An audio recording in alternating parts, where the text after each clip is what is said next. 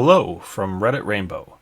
This is Kevin, and today we have a story from Tales from the Front Desk by user Neck0Nami, titled Guests Ran Out Without Paying and Came Back a Week Later. This is my first post here, so bear with me. For some backstory, our hotel has a high turnover rate for employees, including GMs, so front desk employees had no prior experience and never got fully trained. Instead, they would be thrown out to work the desk after training for barely a week with only training videos for guidance. I'm the only person who received training from the previous staff before they all quit and I got promoted to supervisor. For this story, I'll be calling our system Op. This happened about a week and a half ago. We had some guests staying in 2 rooms. The person whose name was on the reservation, let's call her C, never actually checked in, but the reservation had an accompanying guest, who we'll call D on the res, who checked into the room. In hindsight, we probably shouldn't have been checking accompanying guests in without any authorizations, but our GM always said it was okay as long as their name was on the reservation. It's checkout time on Monday. I'm calling guest rooms to inform them that it's time to go. I get to D's room and tell them they need to check out. Room 1 says they're extending, but room 2 says they're leaving, then calls back to extend.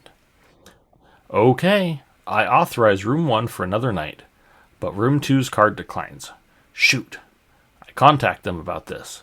They ask if they can have the card on room 1 pay for room 2. But Op is complicated and has no clear way to do this, so I tell them no. I need a card to which they say they'll bring another form of payment. The day goes by, and they don't come. I see D on his way out and tell him he needs to bring a new payment method, and he says he will when he comes back. I tell the next shift, who is the ops manager, to call them and ask for payment, which they never did. I come in Tuesday once again. They ask to extend. Unfortunately for them, I don't have the rooms for tonight, nor the payment they promised, so I told them they need to bring a new form of payment. At this point, they ask for a new room and to just transfer their charges.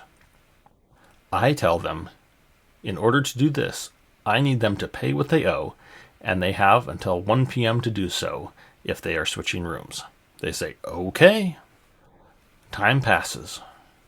It's almost 1, so I'm watching our security cameras to make sure they are coming down.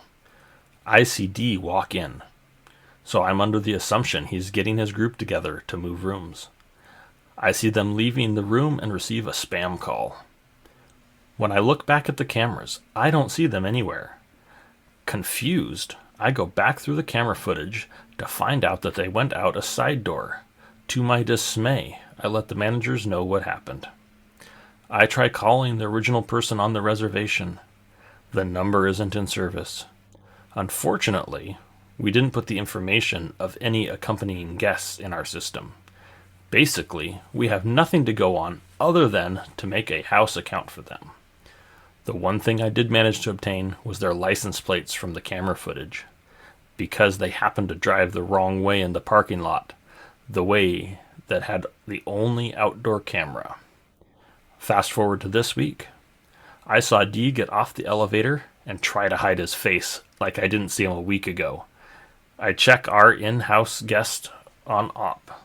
This time D checked in under his own name. I check the security camera footage to find out when they checked in, only to find out the reservation was made over the phone and the person at the desk checked them in before arrival, which is something we never do. And on his arrival, they didn't check his ID or credit card because they were too busy FaceTiming friends.